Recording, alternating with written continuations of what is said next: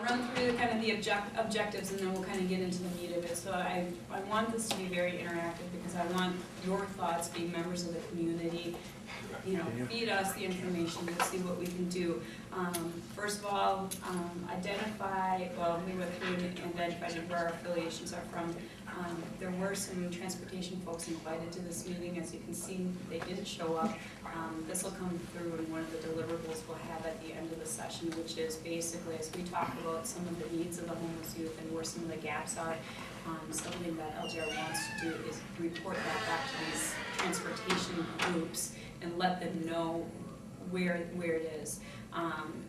It kind of goes back to that awareness piece. So that's one thing that we'll be having towards the end. Just who were those transportation groups? And the person who contacted them isn't here, so I'm going to go off a little bit of memory. Rochester City Lines. Do you remember who else? RNS? I think, I'm sorry? Yes, yes. The cab companies, and there was one other main name, and if he shows up, we'll come back to your question just to make sure I have that list for you. So what I want to do is go through and understand what are, from your perspectives, what is the current transportation mode for some of the homeless youth? What are some of the gaps that you see, whether it be location, time, whatever the case may be. And then maybe talk about, are there any initiatives or projects going on right now, and maybe what are those roadblocks? And then brainstorm some ideas that could help facilitate the gaps in transportation for homeless youth. And when I say homeless youth, I think this topic can maybe branch out a little bit more just to say homeless, because obviously when you're talking about a smaller subset of a population, that's not necessarily going to start making a whole lot of change for homeless adults as well. Will they follow the same type of transportation gaps? I mean, is it the timing, is it the location? So, you know, we may weave a little bit of that in here as well, even though our focus is primarily on the youth, but the need is still there. And we'll go from there. So we have introductions out. Maybe we can just talk some of the dialogue on what do you see out there as current modes of transportation for the homeless youth, your experience. You're asking what they're currently using. What I've noticed is friends, rides from friends. Friends.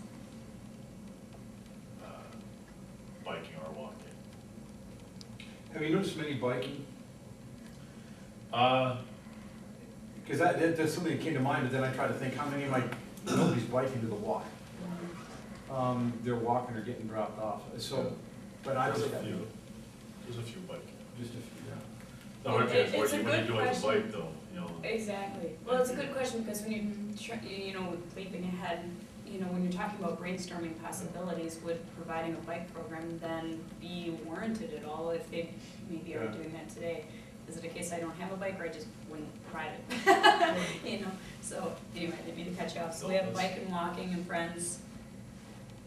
I'm assuming bus to some degree, but. Some degree, it depends if they're in a program because the bus does cost money for a pass.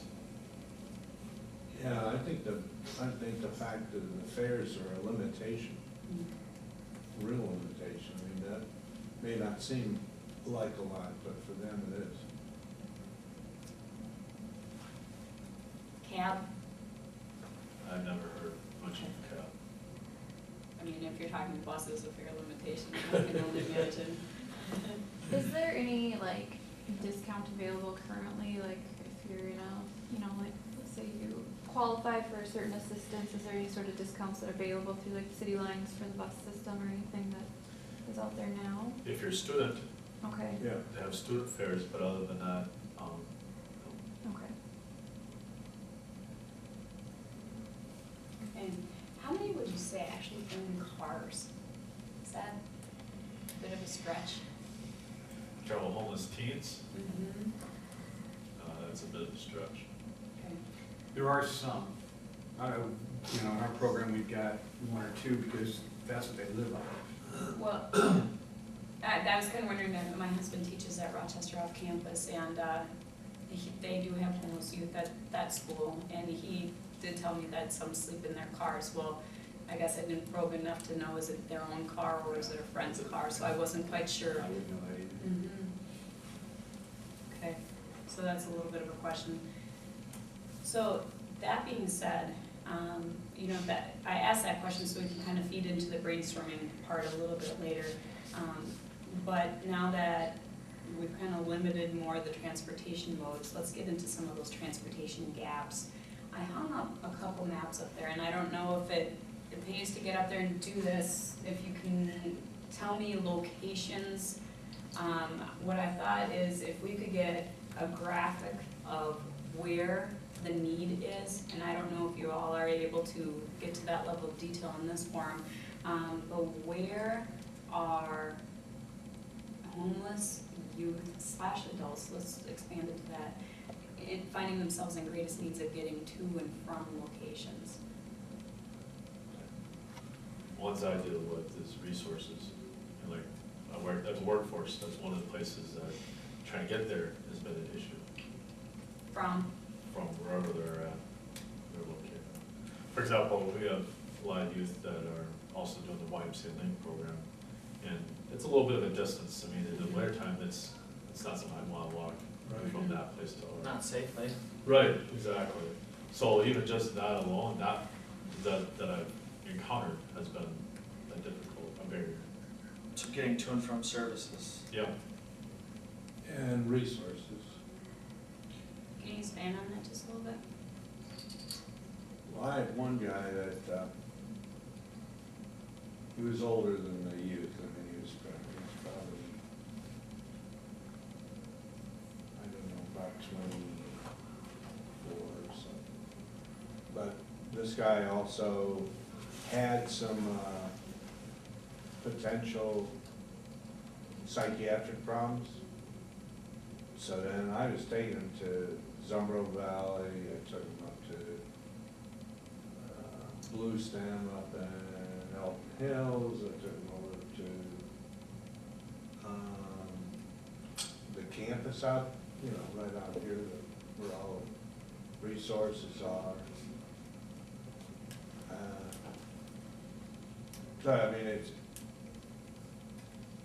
when you have to go to these places specifically, it's not all that easy to get to, because they aren't easily accessible by, you know, by public transport. So do you think that's the issue? Is it that the places that they have to go aren't easily accessible by, say, regular public transportation? Yeah, I think that's, I think that, and I'm not so sure that, almost sometimes they need somebody to take them, because I'm not so sure they'd go otherwise. Or not knowing. Or not know where exactly, not know where the resources are. Well, you think about the county is out here, Yeah, and then you have everything else on the other side of town. right. Or not everything else, but a lot of things on this side of town, so it's, you know, you think about it, you get on the bus, you can transfer as long as you go from bus to bus, but then when you're at your destination, you have to pay again to get back to where you need to go to. Right. And that's if you're just going home, but if you're gonna check out workforce development, then you have to pay again to get back on the bus to get home. If you're not doing the bus pass, if you're just doing, you know, you don't have money to pay for